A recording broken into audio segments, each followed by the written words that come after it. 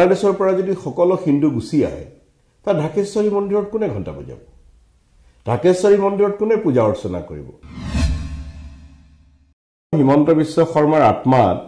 জিন্নাৰ আত্মা সোমাই গৈছিল সমুজ্জ্বল ভট্টাচাৰ্য ডাঙৰীয়া কি দুৰ্বলতা আছে হিমন্ত বিশ্ব শৰ্মাৰ বিৰুদ্ধে যিমান কুঠৰ হ'ব লাগে সেই কুঠৰতাটো আমি কেতিয়াও দেখা নাপালো নমস্কাৰ এই বিশেষ অনুষ্ঠানলৈ মই প্ৰশান্ত কুমাৰ বৰুৱাই আপোনালোক সকলোকে স্বাগতম জনাইছো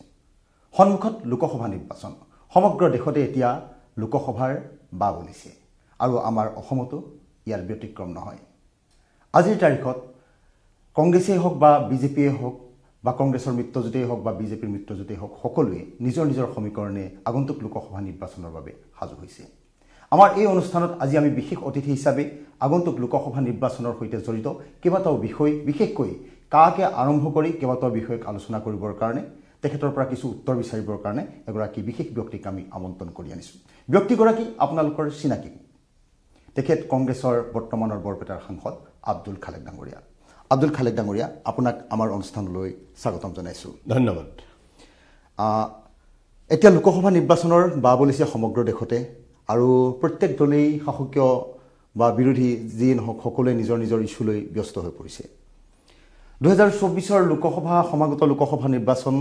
কিন্তু তাৰ পূৰ্বে প্ৰথমে আমি আহিব খুজিছোঁ যে লোকসভা নিৰ্বাচনৰ পূৰ্বে আমাৰ দেশৰ গৃহমন্ত্ৰীগৰাকীয়ে শেহতীয়াকৈ ঘোষণা কৰিছে যে কা বলবৎ কৰিব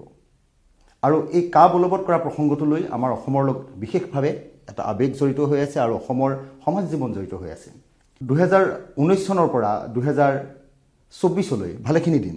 কিন্তু এতিয়া কা বলবৎ কৰিবলৈ ওলাইছে লোকসভা নিৰ্বাচনৰ আগে আগে এই প্ৰসংগত প্ৰাথমিকভাৱে অনুষ্ঠানৰ আৰম্ভণিতে আপোনাৰ মন্তব্য জানিব খুজিছোঁ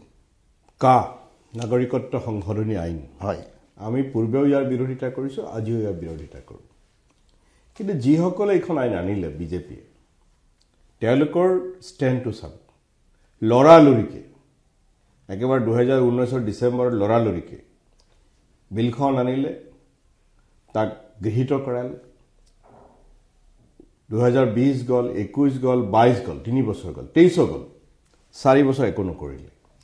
যদি প্ৰসিকিউটেড লোকসকলক নাগৰিকত্ব দিয়াটো ইমানেই কৰ্তব্য আমি বিৰোধিতা কৰিছোঁ বেলেগ কথা 4 বছৰ তেওঁলোকে একো নকৰিলে 4 বছৰ ধোৱা চাঙত পেলাই থলে হয় এতিয়া নিৰ্বাচনৰ নিৰ্ঘণ্ট জাৰি হ'ব তাৰ আগে আগে এইখন বলবৎ কৰিব খোজে উদ্দেশ্য কি হিন্দু ভোটৰ মেৰুকৰণ কৰা হিন্দু আৱেগৰ সৃষ্টি কৰা চাওক মই হিন্দু বিৰোধী নহয় বা মোৰ দলৰ হিন্দু বিৰোধী নহয় কিন্তু বাংলাদেশৰ পৰা যদি সকলো হিন্দু গুচি আহে তা ঢাকেশ্বৰী মন্দিৰত কোনে ঘণ্টা বজাব ঢাকেশ্বৰী মন্দিৰত কোনে পূজা অৰ্চনা কৰিব মই ভাবোঁ যে যিকোনো নৈষ্ঠিক হিন্দুৱে বিচাৰিব পৃথিৱীত য'ত যিমান মন্দিৰ আছে সকলো মন্দিৰত পূজা হওক কিন্তু বিজেপিয়ে সেইটো নিবিচাৰে তেওঁলোকৰ ৰাজনৈতিক স্বাৰ্থত তেওঁলোকে ঢাকেশ্বৰী মন্দিৰৰ পূজা বন্ধ হোৱাটো বিচাৰে বাংলাদেশতো মৌলবাদী শক্তিশালী হৈ আছে আজি যদি আমি তাৰ পৰা হিন্দুসকলক আহিবলৈ উৎসাহিত কৰোঁ তাৰ পূজা এদিন বন্ধ হৈ যাব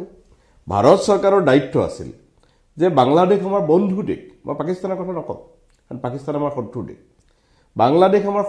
বন্ধু দেশ আফগানিস্তান আমাৰ বন্ধু দেশ আছিলে যি সময়ত আইনখন গৃহীত হৈছিল এই বন্ধু দেশসমূহক আমি ক'ব লাগিছিল যে তোমালোকৰ দেশৰ সংখ্যালঘু আৰু আমাৰ দেশৰ সংখ্যাগুৰু হিন্দু ভাই ভনীসকলক সুৰক্ষা দিয়ে নহ'লে আমি তোমালোকক দিয়া সকলো সাহায্য বন্ধ কৰিম দৰকাৰ হ'লে তোমালোকৰ বিৰুদ্ধে ব্যৱস্থা গ্ৰহণ কৰিম সেইটো নকৰিলে জন্মৰ বিশ্বাস সূত্ৰে মই মুছলমান মই হিন্দু নহয় কিন্তু ভাৰতবৰ্ষৰ সংখ্যাগৰিষ্ঠ লোক হিন্দু আৰু এজন ভাৰতীয় হিচাপে মই বিচাৰোঁ পৃথিৱীৰ য'ত যিমান হিন্দু আছে সকলো সুৰক্ষিত থাকিব লাগে আপুনি আপোনাৰ আত্মীয় স্বজন য'ত আমেৰিকাত আছে আপুনি নিবিচাৰে যে তেওঁলোকে ইয়াত আহি তাতে খেদা খাই ইয়াত আহি থিতাপি লওক নিজে আহিলে বেলেগ কথা কোনোবা দিল্লীত আছে আপুনি খেদা খাই অহাটো বিচাৰে নেকি আমি বিচাৰোঁ যে তাতে ভালে কুশলে থাকক মাজে মাজে আহক আৰু আমিও গৈ খা খবৰ লওঁ ঠিক আমিও বিচাৰোঁ একেদৰে বিচাৰোঁ যে আমাৰ যিমান পৃথিৱীৰ বিভিন্ন প্ৰান্তত হিন্দু ভাই ভনী আছে সকলো সুৰক্ষিত থাকক আৰু মাজে মাজে আহক আমি মাজে মাজে যাওঁ খবৰ লওঁ কিন্তু বিজেপিয়ে বিচাৰে তেওঁলোকৰ ভোটৰ স্বাৰ্থত যে পৃথিৱীৰ সকলো হিন্দু তেওঁলোক লৈ আহিব খোজে তেওঁলোকৰ ৰাজনৈতিক স্বাৰ্থ এই প্ৰসংগত মই সুধিব খোজোঁ 2019 চনতো বিৰোধীয়ে সমগ্ৰ দেশতে আৰু অসমতো আপোনালোকে কাক এক ইছ্যু হিচাপে লৈ নিৰ্বাচনত আপোনালোক অৱতীৰ্ণ হৈছিল অন্যান্য ইছ্যুৰ লগতে প্ৰধান ইছ্যু হিচাপে কিন্তু 2019ত দেখা গ'ল যে পূৰ্বতকৈ সংখ্যাধিক তেওঁলোকে আসন লাভ কৰিলে আৰু ৰাইজে যিমান পৰিমাণে কাক গুৰুত্ব দিব লাগিছিল যেন গুৰুত্ব নিদিলে আপোনালোকৰ সেই প্ৰতিবাদী সত্তাক বা ইলেকশ্যন ইছ্যু হিচাপে সি বিশেষ ফলপ্ৰসূ নহ'ল আৰু লগতে মন কৰিব লাগিব যে অসমত 5জনকৈ লোক কা আন্দোলনত শ্বহীদ হৈছিল কিন্তু তাৰ পিছতো ই নিৰ্বাচন কেন্দ্ৰিক তেওঁলোকে যিটো ইছ্যু আমি ভাবিছিলোঁ যে কা আন্দোলনে মানুহক যথেষ্ট পৰিমাণে প্ৰভাৱিত কৰিব আৰু ই ভোটলৈ কনভাৰ্ট হ'ব কিন্তু মূৰকত সেয়া প্ৰতিফলিত নিৰ্বাচনৰ ফলাফলত নহ'ল এই প্ৰসংগটোত কি ক'ব কাৰণ এইবাৰো দেখা গৈছে যে কাখনক লৈ তেওঁলোকে যিটো এডভান্টেজ আপুনি ক'লে যে ধৰ্মীয় মেৰুকৰণৰ কথা তেওঁলোকে এডভান্টেজ লৈছে কিন্তু এই প্ৰসংগটো লৈ বিৰোধীয়ে কেনেধৰণৰ ভূমিকা পালন কৰিব বুলি ভাবে এই নিৰ্বাচনত ই বিৰোধী হৈ পেলাই বিৰোধীয়ে ইয়াৰ প্ৰতিবাদ কৰিলে কিবা কামত আহিব বুলি ভাবেনে কা আন্দোলনৰ দুটা এংগল আছে হয় এটা সৰ্বভাৰতীয় প্ৰেক্ষাপট আৰু এটা অসম আৰু উত্তৰ পূৰ্বাঞ্চলৰ প্ৰেক্ষাপট সৰ্বভাৰতীয় প্ৰেক্ষাপটত হিন্দু মুছলমানৰ ইছ্যু সৰ্বভাৰতীয় পৰ্যায়ত কোৱা হয় যে ইয়াত অকল মুছলমানসকলক বাদ দিয়া হৈছে গতিকে এই আইনখন কিছুমানে ক'ব বিচাৰে যে 2014 চনলৈকে মুছলমানকো আহিব দিব লাগে আৰু অসম আৰু উত্তৰ পূৰ্বাঞ্চলৰ প্ৰেক্ষাপট হৈছে আমি কোনো বহিৰাগত নিবিচাৰোঁ আমি কোনো বিদেশী নিবিচাৰোঁ হিন্দু মুছলমানৰ কথা নাই আৰু সেইকাৰণে অসমত আজি আপুনি উত্তৰ প্ৰদেশ বা দিল্লীত যি আন্দোলন হৈছিল সকলো সম্প্ৰদায়ৰ লোক গ'লে মূলতঃ তাত মুছলমান লোকসকল বেছিকৈ জড়িত আছিল কিন্তু অসমৰ প্ৰেক্ষাপট উত্তৰ পূৰ্বাঞ্চলৰ প্ৰেক্ষাপট সম্পূৰ্ণ সুকীয়া ইয়াত জাতি ধৰ্ম নিৰ্বিশেষে সকলো মানুহ শিলডাল ভাঙি ওলাই আহিছিল কিন্তু আপুনি কোৱা এটা কথা মই স্বীকাৰ কৰোঁ যে ভোটলৈ ট্ৰান্সফাৰ হোৱা নাই কাৰণ 19 আইনখন গৃহীত হোৱা নাছিলে তেতিয়া আমাৰ 3জন সাংসদ আছিল আমি 3জনেই জিকিলোঁ আকৌ কিন্তু 21ৰ বিধানসভাৰ নিৰ্বাচনত মানুহে কাক বেয়া পালেও কাৰ বিৰুদ্ধে আন্দোলন কৰিলেও ভোট বিজেপিকে দিলে কাৰণ পাৰচেপশ্যন ক্ৰিয়েশ্যন বিজেপিয়ে যে মেৰুকৰণ কৰিব খোজে হিন্দু মুছলমান ডিভাইড কৰিব খোজে সেই ক্ৰিয়েশ্যনত তেওঁলোক সফল হ'ল আৰু কা আন্দোলনৰ অসমৰ নেতৃত্ব আছুৱে সদৌ অসম ছাত্ৰ সন্থাই হাইজেক কৰি লৈছিল যদিও সকলো মানুহ ওলাই আহিছিলে কিন্তু আছুৱে হাইজেক কৰিছিলে পিছত আছুৱে ঢিলা দিলে আছু নামত এতিয়াও কা আন্দোলনৰ বিৰোধিতা কৰে সমুজ্জ্বল ভট্টাচাৰ্য এতিয়াও ক'ব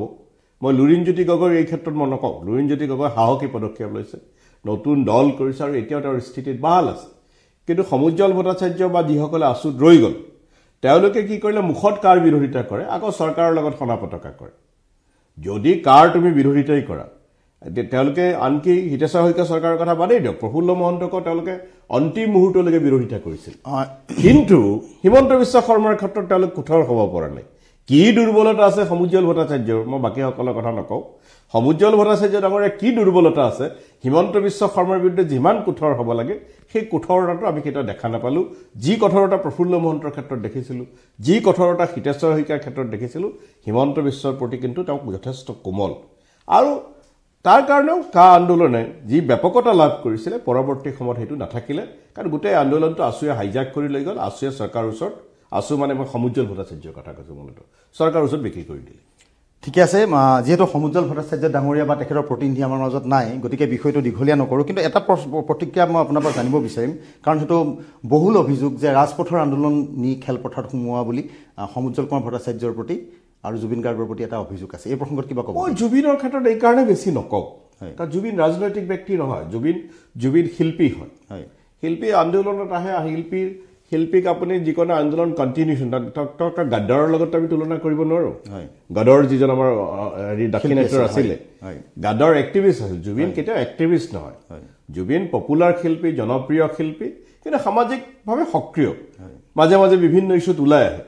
যাৰ কাৰণে মই জুবিনক এইকাৰণে মই দায়ী নকৰোঁ কাৰণ জুবিনৰ কথাটো সম্পূৰ্ণ বেলেগ কোনো অসমীয়া মানুহে মই কিন্তু ৰাজপথৰ আন্দোলন গৈ খেলপথাৰ পৰা প্ৰসংগত কি ক'ব নাই চাওক গান এটা প্ৰতিবাদৰ মাধ্যম হ'ব পাৰে বহু শিল্পীয়ে এটা যোগ দিছিলে গতিকে তাত মই ভুল নেদেখোঁ কিন্তু গোটেই আন্দোলনটোক সমুজ্জ্বল ভট্টাচাৰ্যৰ নেতৃত্বাধীন আছুৰ যিটো অংশ মই লুৰিণ গগৈৰ কথা কোৱা নাই সেই অংশতে গোটেই আন্দোলনটোক শেষ কৰি দিলে ঠিকে আছে আমি তেতিয়াহ'লে এটা কথা ক'ব পাৰোঁ যে কা আন্দোলনটোক বা প্ৰসংগটো আমি এৰাই চলিলোঁ কিন্তু এইবাৰ লোকসভা নিৰ্বাচনত কাক লৈ ধৰ্মীয় মেৰুকৰণ কৰিব খোজা বুলি ইতিমধ্যে আপুনি উল্লেখ কৰিছে তেনেহ'লে মই এই অকল সেই নহয় মই মাজত আৰু এটা কথা কৈ লৈছোঁ আজি চাওক মুখ্যমন্ত্ৰীয়ে কয় যে কাখন ভাল হয় ভাল যদি ভাল যদি তুমি তাত BTADত কিয় ইমপ্লিমেণ্ট নকৰা ভাল যদি পাহাৰত কিয় ইমপ্লিমেণ্ট নকৰা ভাল আইনখন পাহাৰতো ইমপ্লিমেণ্ট হ'ব লাগে BTADত ইমপ্লিমেণ্ট হ'ব লাগে মেঘালয়তো ইমপ্লিমেণ্ট হ'ব লাগে অৰুণাচল মেঘালয় BTAD পাহাৰৰ কাৰণে বেয়া আৰু বৰপেটা নলবাৰী যোৰহাটৰ কাৰণে ভাল এইটো হ'ব পাৰে নেকি মুখ্যমন্ত্ৰী কেতিয়াবা সুধিব যে যিখন আইন BTADৰ কাৰণে বেয়া পাহাৰৰ কাৰণে বেয়া মেঘালয় অৰুণাচলৰ কাৰণে বেয়া মণিপুৰৰ কাৰণে বেয়া সেইখন অসমৰ যোৰহাট নলবাৰী বৰপেটা ডিব্ৰুগড়ৰ কাৰণে কেনেকৈ ভাল হ'ব পাৰে ঠিকে আছে সেই প্ৰসংগটোত মই আপোনাক তাৰ যুগসূত্ৰ ধৰি সুধিব খুজিছোঁ যে আপুনি ক'লে যে ধৰ্মীয় মেৰুকৰণ হ'ব আৰু ৰাম মন্দিৰ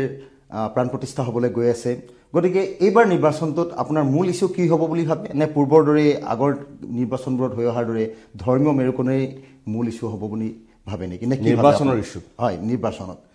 লোকসভা বিজেপিয়ে মেৰুকৰণে ইছ্যু কৰিব হয়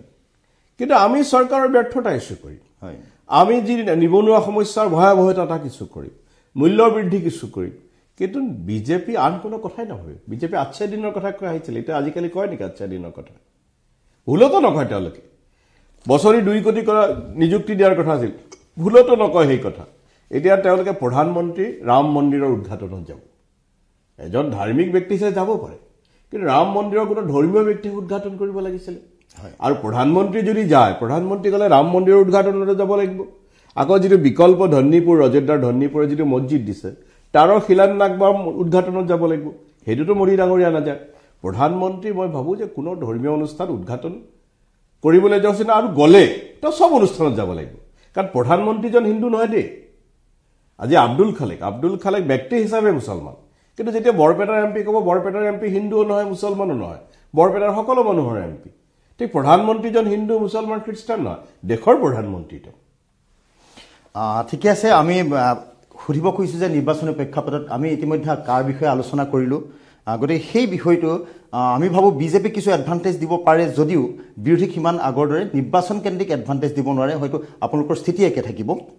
কাটো মই এডভান্টেজ দিব বুলি কোৱা নাই চাওক অকল আমি ইছ্যুবিলাক ভোটৰ কাৰণে নকৰোঁ কিন্তু এইখন আইন দেশৰ কাৰণে বেয়া এটা সংবিধান বিৰোধী উত্তৰ পূৰ্বাঞ্চলৰ কাৰণেতো বেয়া হয়ে কিন্তু দেশৰ সংবিধানৰ বেসিক প্ৰিন্সিপলৰ বিৰুদ্ধে এই আইনখন আৰু আমি অসম তথা উত্তৰ পূৰ্বাঞ্চলৰ জনগণে আৰু অধিক বিদেশী বোজা ল'ব নোখোজো কিন্তু এতিয়া মুখ্যমন্ত্ৰীয়ে খিলঞ্জীয়াৰ কথা কয় আমাৰ সমুজ্জ্বল ভট্টাচাৰ্যহঁতৰ মাজে মাজে হাত চাপৰি বজাই দিয়ে কিন্তু 14 চনলৈকে বিদেশীক লৈ আহিল সেইটো কি হ'ব এতিয়াতো সম্প্ৰতি তেওঁলোকে 19 লৈকে লৈ অহাৰ কথা ভাবি আছে কোড 71 আছিল 71ৰ পৰা এতিয়া সিলেক্টেড অকল মুছলমান বিদেশীখিনি খেদা হ'ব আৰু বাকিখিনি আকোৱালি লোৱা হ'ব কাইলৈ ক'ব যে নহয় 2024 লৈকে অহা সকলো হিন্দু বিদেশীক আমি গ্ৰহণ কৰিম গতিকে অসমৰ মানুহে যি আন্দোলন কৰিছিল সেই আন্দোলনটোকে হত্যা কৰিলে বিজেপি 2024 এবাৰ লোকসভা নিৰ্বাচনত কংগ্ৰেছ আৰু সৰ্বমুঠ বিৰোধী গোট খাই 15টা দল লগ লাগিছে এবাৰ আপোনালোকৰ পদক্ষেপ কেনেকৈ আগবাঢ়িছে কাৰণ আপোনালোকৰ হাতত তিনিখন আসন আপোনালোকৰ দখলত আছে কিন্তু সমষ্টি পুনৰ নিৰ্ধাৰণৰ পিছত সেয়া কিছু উলট পালট হৈ গৈছে ৰাজনৈতিক সমীকৰণ গতিকে এবাৰ আপোনালোকে 15টা যি মিত্ৰজোঁট আপোনালোকে আছে আপোনালোকে কি কৰিব আগবাঢ়িছে কাৰণ এতিয়ালৈকে আমি দেখিছোঁ বিজেপিয়ে তেওঁলোকে তৃণমূল পৰ্যায়লৈকে যথেষ্ট আগবাঢ়ি গৈছে আমি নিজে প্ৰত্যক্ষ কৰিছোঁ সাংবাদিক হিচাপে কিন্তু দেখিছোঁ কংগ্ৰেছৰ যি 15টা দলৰ কোনো উমৈহতীয়া কাৰ্যসূচী মিটিং দেখিছোঁ কিন্তু উমৈহতীয়া কাৰ্যসূচী আমি এতিয়ালৈকে দেখা নাই নাই আপুনি বিজেপিৰ যিটো জোটবন্ধন হয় তাতো আপোনাৰ অসম গণ পৰিষদ আছে গণশক্তি আছে হয় তেওঁলোকেও উমৈহতীয়া কাৰ্যসূচী লোৱা নাই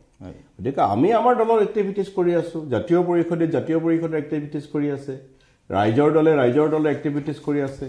বাওপন্থী দলসমূহে তেওঁলোকৰ এক্টিভিটিজ কৰি আছে বেলেগ বেলেগ হৈ আছে কিন্তু আমাৰ সভা সমিতি হৈ আছে সমাৱেশ হৈ আছে ডিব্ৰুগড়ত হৈছে মাজতে চাপৰত হ'ল ডিব্ৰুগড়ত মই নিজে আছিলোঁ এটা কোঅৰ্ডিনেশ্যন চলি আছে এইবোৰ সাধাৰণতে মৰ্চাৰ ৰাজনীতিটো এইটো আপোনাৰ এটা কোঅৰ্ডিনেশ্যনৰ ৰাজনীতি গতিকে সেইবোৰ আমাৰ চলি আছে আৰু আমাৰ সৰ্বভাৰতীয় পৰ্যায়ত যেতিয়া আসন বুজাবুজি হ'ব অসমতো আসন বুজাবুজি হৈ যাব কিন্তু সমষ্টি পুনৰ নিৰ্ধাৰণ প্ৰসংগ ডিলিমিটেশ্যনে আপোনালোকক কংগ্ৰেছ দলক কিছু লোকসভা নিৰ্বাচনৰ ক্ষেত্ৰত অসুবিধাত পেলাইছে সেইটো নকওঁ মই সমষ্টি পুনৰ নিৰ্ধাৰণৰ দল বিৰোধী ময়ো বিৰোধী হয় মোৰ বোধেৰেতো হিমন্ত বিশ্ব শৰ্মাৰ আত্মাত জিন্নাৰ আত্মা সোমাই গৈছিলে কাৰণ আজি আপুনি ধুবুৰী লোকসভাটো যদি চায় ধুবুৰী লোকসভা একেবাৰে ছত্ৰখালৰ পৰা আৰম্ভ কৰি চেঙাৰ একেবাৰে কুকাৰপাৰলৈকে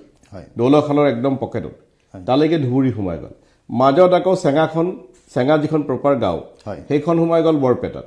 নগাঁও মানে মই জিলা নগাঁও কোৱা নাই বৰপেটাত এখন নগাঁও সেইখন আপোনাৰ সোমাই গ'ল বৰপেটা কিন্তু সেই ৰাস্তা গোটেইখিনি আকৌ ধুবুৰীত সোমাইছে মাজত আপোনাৰ বৈতামাৰীটো বৰপেটা অভয়পুৰী টাউনখন বৰপেটা গোটেইখিনি ধুবুৰী কিন্তু ইণ্টাৰেষ্টিং কথা আপুনি বৰপেটা লোকসভাৰ বাসিন্দা আছিলে আমি জনাত আপুনি এতিয়া ধুবুৰীৰ বাসিন্দা ধুবুৰী ভোটাৰ আপুনি এতিয়া ধুবুৰীৰ ভোটাৰ কৰি দিলে হয় গতিকে এই জাতীয় অকল সেইটোৱে নহয় আজি বীৰ সিং জৰুৱা বুলি এটা বিধানসভা সমষ্টি হয় কোনো কমিউনিকেশ্যন নাই উত্তৰ পাৰ দক্ষিণ পাৰ মিলাই দিছে এনেকুৱা বহুত সমষ্টি হৈছে তাত আপোনাৰ ভৌগোলিক অখণ্ডতাটো বৰ বেছি লক্ষ্য কৰা হোৱা নাই কেনেকে আপোনাৰ নামনি অসমত দেখিছে ক'ৰবাত হিন্দু মুছলমান আৰু উজনিত দেখিছে আহোম ননা আহোমসকলক কেনেকে ডিষ্টাৰ্ব কৰিব পাৰে আহোমসকলৰ প্ৰতিনিধি কেনেকে জিকি আহিব নোৱাৰে সেইটো চোৱা হৈছে উজনি আৰু নামনি অসমত মুছলমানখিনিক এক কৰি দিছে হিন্দুখিনি এক কৰি দিছে তো এইটোৱে মই ভাবোঁ যে কংগ্ৰেছৰ কাৰণে হিন্দু প্ৰাধান্য হ'লে কংগ্ৰেছৰ ক্ষতি হ'ব এইটো নহয় আপোনাৰ হিমাচলত মুছলমানৰ জনসংখ্যা মাত্ৰ 3%, তাততো আমাৰ চৰকাৰ হৈছে কৰ্ণাটকত 15% মুছলমানো নাই তাত আমাৰ চৰকাৰ হৈছে তেলেংগানাতো কিমান মুছলমান আছে তাতো বেছি মুছলমান নাই তাতো আমাৰ চৰকাৰ হৈছে আপোনাৰ কথাৰ মাজতে মই আকৌ সুধিব খুজিছোঁ যে দেখা গৈছে যে গৌৰৱ গগৈয়ে তেখেতে 3টা সমষ্টিৰ কাৰণে আবেদন কৰিছে দলৰ মজিয়াত আৰু আপুনি বৰপেটা বা কোনো সমষ্টিৰ নাম নিৰ্ধাৰণ নকৰাকৈ কৰিছে এই বিষয়টো লৈ পেলাই বিজেপিয়ে বা স্বয়ং মুখ্যমন্ত্ৰীয়েও কিছু সমালোচনা কৰিবলৈ তেওঁলোকে সুযোগ পাইছে মই আপোনাক পোনপটীয়াকৈ সুধিব খুজিছোঁ এইবাৰ লোকসভা নিৰ্বাচনত আপুনি নিৰ্বাচন ক'ৰ পৰা খেলিব সেই কথাটো মই ক'ব নোৱাৰোঁ হয় মই সমষ্টিৰ নাম নিদিয়াটো হয় চাওক মোৰ যিটো পুৰণা সমষ্টি 3 ভাগ হৈছে হয় মোৰ 7 লাখ ভোটাৰ ধুবুৰীত সংযুক্ত হৈছে হয় মোৰ 3 লাখ ভোটাৰ কোকৰাঝাৰত সংযুক্ত হৈছে 19,65,000 ভোটাৰ আছিল বাকীখিনি বৰপেটাত ৰৈ গৈছে বৰ্তমানৰ বৰপেটাতো কোকৰাঝাৰৰ এলেকাও সোমাইছে গুৱাহাটীৰ এলেকাও সোমাইছে মঙলদৈৰ এলেকাও সোমাইছে নতুন বৰপেটাৰ কম্বাইনেশ্যন এটা গঢ়ি উঠিছে সেইকাৰণে পাৰ্টিক মই কৈছোঁ পাৰ্টিয়ে ডিচাইড কৰক মই ক'ৰ পৰা খেলিম সেইটো পাৰ্টিয়ে ডিচাইড কৰক কিন্তু আমি দেখিছোঁ শেহতীয়াভাৱে আপুনি দলীয় কাম কাজত আন সমষ্টিতকৈ ধুবুৰী লোকসভা সমষ্টিৰ অঞ্চলসমূহত এইকেইদিন কালি পৰহি এইকেইদিন আপোনাৰ আমি গতিবিধি বা আপোনাৰ প্ৰগ্ৰেমবোৰ দেখিছোঁ গতিকে আমি ধাৰণা কৰিছোঁ যে আপোনাৰ দলে বা আপুনি হয়তো ধুবুৰীত খেলিবৰ কাৰণে কিছু পৰিমাণে আগ্ৰহী কিন্তু ধুবুৰীত যদি খেলে আপোনাৰ প্ৰতিদ্বন্দ্বী হ'ব বদৰুদ্দিন আজমল আৰু বদৰুদ্দিন আজমল এগৰাকী কেইবাবাৰৰ সাংসদ আৰু তেওঁ অসমৰ ৰাজনীতিৰ আৱা হাৱা সকলো ভালকৈ জানে আৰু আপুনিও কেইবাবাৰৰ বিধায়ক ৰাজনীতিৰ ক্ষেত্ৰত বহুদিন জড়িত আৰু সাংসদ শেহতীয়াকৈ গতিকে বদৰুদ্দিন আজমলৰ সৈতে আপোনাৰ যদি প্ৰতিদ্বন্দ্বিতা হয় তেনেহ'লে বদৰুদ্দিন আজমল এগৰাকী আপোনাৰ বিৰুদ্ধে শক্তিশালী প্ৰাৰ্থী নহয়নে চাওক প্ৰথম কথা হৈছে যে মই ধুবুৰীত বেছিকৈ এক্টিভিটিজ কৰিছোঁ এইটো সঁচা নহয় মই নলবাৰী চহৰতো গৈছোঁ যিটো নতুন বৰপেটাৰ অন্তৰ্ভুক্ত হৈছে অসমৰ অন্য প্ৰান্ততো মই যাওঁ ধুবুৰীও মই গৈছোঁ আৰু ৰাজনৈতিক কৰ্মী হিচাপে আমি যেতিয়া য'ত মাতে কেতিয়াবা আমি নামাতাকেও যাওঁ কেতিয়াবা মাতিলেও যাওঁ সেইটো মই যাব লাগিব দ্বিতীয় কথা পাৰ্টিয়ে যদি মোক ধুবুৰীত দিয়ে হয় আজমল ডাঙৰীয়া 15 বছৰ ধৰি সাংসদ হৈ আছে একেলেথে ধাৰাবাহিকভাৱে তেখেতক দুৰ্বল বুলি ভাবিলে ভুল হ'ব তেখেত দুৰ্বল নহয় কিন্তু ৰাজনীতিত বয়সত তেখেত জ্যেষ্ঠ কিন্তু ৰাজনীতিত মোতকৈ তেখেত জ্যেষ্ঠ নহয় দেই আকৌ আচ্ছা তেখেত 2006 চনত নাই বিধায়ক আমি একেলগে হৈছোঁ হয় বিধায়ক একেলগে হৈছোঁ কিন্তু সক্ৰিয় ৰাজনীতিত মই আগৰ পৰা আছোঁ কাৰণ মই 2000 চনত মই কংগ্ৰেছত যোগ দিছোঁ তেখেতৰ দলৰ জন্ম হৈছে 2005 চনত হয় গতিকে মই 4-5 বছৰ তৃণমূল পৰ্যায়ত হ'লেও মই কাম বেছি কৰিছোঁ কিন্তু হ'লেও সেইটো বেলেগ কথা হ'লেও লোকসভাটো তেখেতৰ দখলত ধুবুৰী যিখিনি আছে সাংসদ হিচাপে তেখেতে জ্যেষ্ঠ হয় সাংসদ হিচাপে তেখেতে জ্যেষ্ঠ আৰু তেখেত এটা ৰাজনৈতিক দলৰ সভাপতি এটা ধৰ্মীয় সংগঠনৰ সভাপতি সেই সকলোবিলাক মই স্বীকাৰ কৰোঁ আৰু তেখেতৰ ধনবল বহুত বেছি হয় তেখেতৰ ধনবলৰ ক্ষেত্ৰত মই পৰুৱাও নহয় মই পৰুৱাৰ দৰে মই তেখেত যদি হাতী হয় মই ধনবলত পৰুৱা তেখেতে মাজতে মোক ভেঙুচালি কৰিছে যে মই গৰীব মানুহ সঁচাকৈ মই গৰীব মানুহ কিন্তু তেখেতে পাহৰি গ'ল যে ধুবুৰী লোকসভাৰ সংখ্যাগৰিষ্ঠ মানুহ গৰীব মানুহ দুখীয়া মানুহ সেই দুখীয়া মানুহে সিদ্ধান্ত ল'ব যে অহাবাৰ তেওঁলোকৰ সাংসদ কোন হ'ব গতিকে মই বিশ্বাস কৰোঁ যে গৰীব মানুহসকলে মোক সংগ দিব দুখীয়া লোকসকলে মোক সংগ দিব এই যে ধনী মানুহে দুখীয়া মানুহক তাচ্ছিল্য কৰে তাৰ প্ৰত্যুত্তৰ যদিহে মই প্ৰাৰ্থী হওঁ বা আমাৰ দল আন যোন প্ৰাৰ্থী থাকিব এই আজমল ডাঙৰীয়াৰ ভেঙুচালিৰ প্ৰত্যুত্তৰ ধুবুৰীৰ দুখীয়া জনগণে দিব বুলি মই বিশ্বাস কৰোঁ আৰু তদুপৰি আজমল ডাঙৰীয়া মুখ্যমন্ত্ৰীৰ শ্ৰুতলিপিত চলা মানুহ আজমল ডাঙৰীয়া বিৰোধী ৰাজনীতি ঠিকে কৰে কিন্তু আজমল ডাঙৰীয়া মুখ্যমন্ত্ৰীয়ে যেনেকৈ তেওঁ ক'ব দিয়ে তেনেকৈ কৈ দিয়ে তেখেতৰ ভাতৃয়ে কৈ দিলে যে হিমন্ত বিশ্ব শৰ্মা হেনো সৰ্বকালৰ সৰ্বশ্ৰেষ্ঠ মুখ্যমন্ত্ৰী তেখেতে বিজেপিৰ বিৰোধিতা কৰে আমি ভাবোঁ আজমল ডাঙৰীয়া অসমৰ আপদ অসমৰ যত অন্যায় হৈ আছে অসমৰ যিমান সমস্যা তাৰ কাৰণ মুখ্যমন্ত্ৰী ডাঙৰীয়া কিন্তু আজমল ডাঙৰীয়াৰ ভাতৃয়ে বেলেগ হয় আজমল ডাঙৰীয়াৰ ভাতৃক কিন্তু আজমল ডাঙৰীয়াই মই গোপনে যদি কৰিছে মই নাজানো মুকলিকে কিন্তু এটাও ৱাৰ্নিং দিয়া নাই এইটো কি বুজে আজমল ডাঙৰীয়াৰ ব্যৱসায়ৰ সকলো সমস্যা মুখ্যমন্ত্ৰীয়ে নাইকিয়া কৰি দিছে আজমল ডাঙৰীয়াৰ কোম্পানীয়ে মুখ্যমন্ত্ৰীৰ সাহায্য পুঁজিত 86 লাখ 86 লাখ টকা দান কৰিছে এইবিলাকে কি বুজে যে আজমল ডাঙৰীয়া আৰু মুখ্যমন্ত্ৰীৰ এক অভিখণ্ডি আছে আৰু মুখ্যমন্ত্ৰীৰ কম নহয় দেই মুখ্যমন্ত্ৰীৰ নিৰ্বাচন আহিলে কোৱা দিছপুৰৰ আশে-পাশে সোমাব নিদিয়ে আকৌ সেই একেজন ব্যক্তি বা কোম্পানীৰ পৰা 86 লাখ লওঁতে মুখ্যমন্ত্ৰীৰ একো গাত নালাগে ঠিক আছে আমি সেই প্ৰসংগতে সোধো যে ৰাহুল গান্ধীয়ে ভাৰত জোড়ো ন্যায় যাত্ৰাত 8 দিন অসমত কটাব অসমৰ মাজেৰে পাৰ হ'ব অসমৰ জনসাধাৰণৰ সৈতে তেখেতে জনসংযোগ কৰিব আৰু এই লৈ বদৰুদ্দিন আজমল ডাঙৰীয়াই কালি কৈছে যে ৰাহুল গান্ধী নেহৰু খানদানৰ যুৱৰাজ আৰু মানুহে চাবলৈ আহিব হিৰো সোৱাদি আৰু কিন্তু ভোট নিদিয়ে এনেধৰণৰ এক কটাক্ষমূলক মন্তব্য কৰিছে এক মাহ আগলৈকে হয় এক মাহ আগলৈকে তেওঁক আমাক কাকতি মিনতি কৰি আছিলে কংগ্ৰেছে ইউডিএফৰ লগত জোটবন্ধন কৰিব লাগে তেখেতে ৰাহুল গান্ধীক কেতিয়াৰ পৰা সমালোচনা কৰিবলৈ দিছে কথাটো মন কৰিব যোনদিনা ৰাহুল গান্ধীয়ে ক'লে ইউডিএফৰ লগত কোনো বুজাবুজি নহয়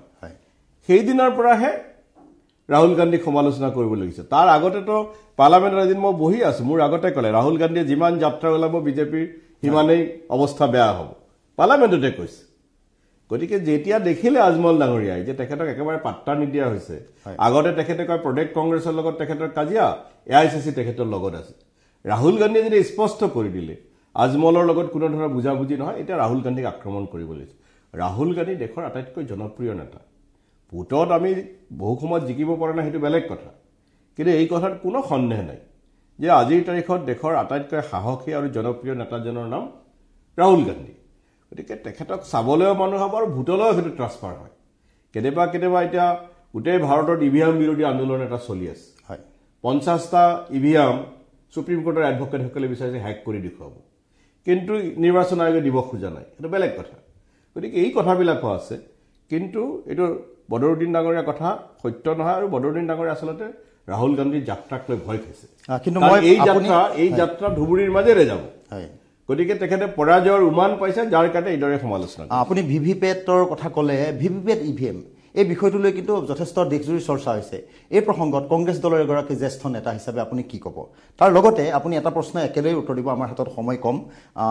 উত্তৰটো আপুনি সেইটো ক'ব যে মই সেইটো বাৰ পিছত সুধিম আপুনি ভিভিপেটৰ বিষয়ে কৈ লওক হয় না মই বিচাৰোঁ বেলট পেপাৰৰ জৰিয়তে নিৰ্বাচন হ'ব হয় মই বিচাৰোঁ বেলট পেপাৰ নহ'লে ভিভিপেট ভোটাৰক ভোট দিয়াৰ পিছত ক'ত ভোট দিলে শ্লিপবিলাক ভোটাৰক দিব লাগে আৰু এটা বাকচ কৰিব লাগে সেই বাকচৰ ভোটাৰে নিজে গৈ সেইটো বাকচত ভৰাই থ'ব সেইবোৰ পিছত যাতে সন্দেহ হ'লে কাউণ্ট কৰিব পাৰে সেইটো ব্যৱস্থা কৰিব লাগে শেষত মই আপোনাক সুধিছোঁ যে আপুনি সাংসদ এগৰাকীৰ অভিজ্ঞ ৰাজনীতিক কিন্তু সাধাৰণতে দেখা যায় যে আপুনি যিটো ৰাজনীতিৰ আপোনাৰ পৰিকাঠামো বা আপোনাৰ ভেটি সংখ্যালঘু জনতাৰ ওপৰতে বা ইছ্যুবোৰক লৈ আপুনি বিশেষভাৱে সক্ৰিয় আৰু সংসদতো আপুনি বিভিন্ন ধৰণৰ প্ৰশ্ন উত্থাপন কৰিছে আপোনাৰ 80%তকৈও ওপৰত আপোনাৰ তাত উপস্থিতি আছে 90%তকৈ ওপৰত উপস্থিতি আছে আৰু ভালেখিনি আপুনি বিতৰ্কত অংশগ্ৰহণ কৰিছে প্ৰাইভেট বিলো উত্থাপন কৰিছে গতিকে সংসদত আপুনি আপোনাৰ উল্লেখযোগ্য যোৱা 5টা বছৰত কি কাম কৰিলে বুলি ভাবে যিটো আপুনি নিজক লৈ বুকু ফিন্দাই ক'ব পাৰে বা আপুনি গৌৰৱেৰে ক'ব পাৰে মই সংসদত নিৰ্বাচনৰ সময়ত যিবোৰ প্ৰতিশ্ৰুতি দিছিলোঁ আটাইবিলাক বিষয় মই সংসদত উত্থাপন কৰিছোঁ সংসদৰ ভিতৰে বাহিৰে যুঁজিছোঁ মই আজি বৰপেটা সত্ৰ নগৰীক ঐতিহ্য নগৰী ঘোষণা কৰিব লাগে পাৰা নাই মই কিন্তু মই যুঁজিছোঁ সংসদত চৰকাৰে হেৰিটেজ চিটি আঁচনিটোৱে বন্ধ কৰি দিছে আপোনাৰ গৰাখহনীয়াৰ সমস্যাটো সমাধান হ'ব লাগে যুঁজিছোঁ মই সংসদৰ ভিতৰে বাহিৰে ভোটাৰৰ কাৰণে মই প্ৰাইভেট মেম্বাৰ্ছ বিল আনিছোঁ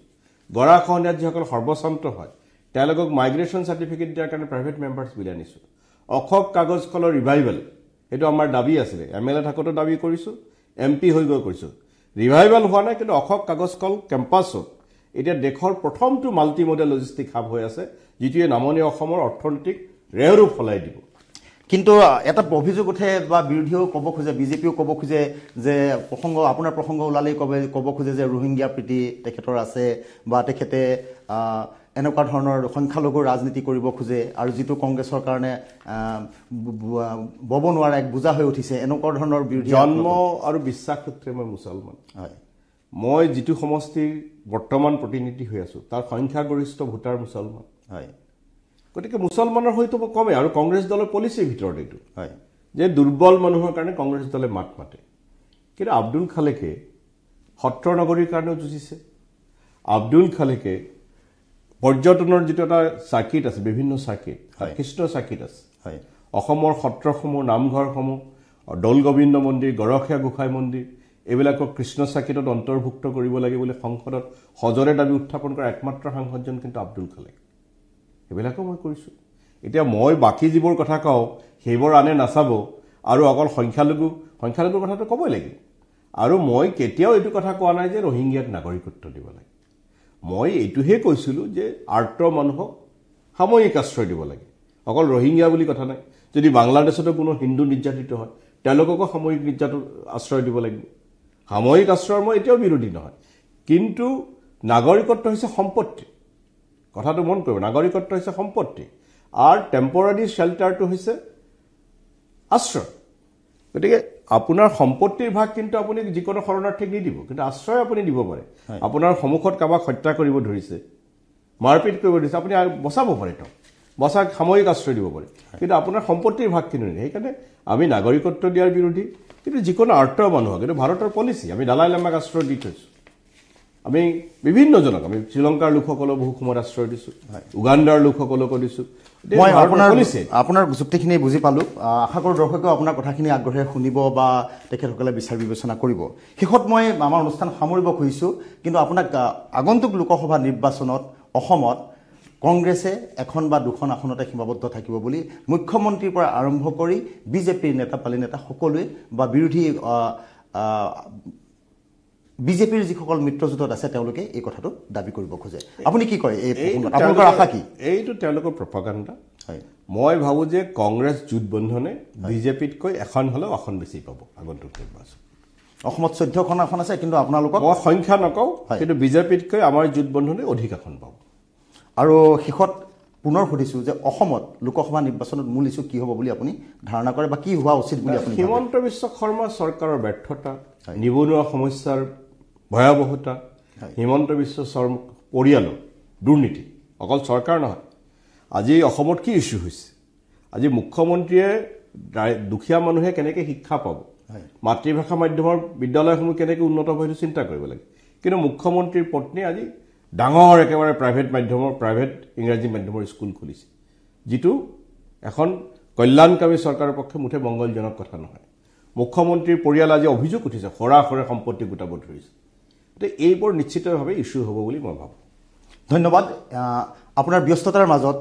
আমাক এইকণ সময় দিয়াৰ কাৰণে আমি ইটিভি ভাৰত অসমৰ তৰফৰ পৰা আপোনাক ধন্যবাদ জ্ঞাপন কৰিছোঁ। আৰু আজিৰ অনুষ্ঠান আমি ইমানতে সামৰিছোঁ। ভৱিষ্যতে নিৰ্বাচনৰ আগত পুনৰ এবাৰ আমি লগ পাম বুলি আশা ৰাখিছোঁ। ধন্যবাদ। এয়া আছিল আব্দুল খালেক ডাঙৰীয়া, বৰপেটা সমষ্টিৰ বৰ্তমানৰ বিধায়ক, আৰু আগন্তুক লোকসভা নিৰ্বাচনৰ কাৰণে তেখেতে সাজু হৈছে, আৰু দলে ধুবুৰী বা বৰপেটা য'তেই দিয়ে তেখেতে নিৰ্বাচনত যুঁজিবৰ কাৰণে সাজু হৈছে। আৰু ইয়াৰ লগে লগে এই অনুষ্ঠানৰ পৰা মই প্ৰশান্ত কুমাৰ বৰুৱাই বিদায় মাগিছোঁ। ধন্যবাদ।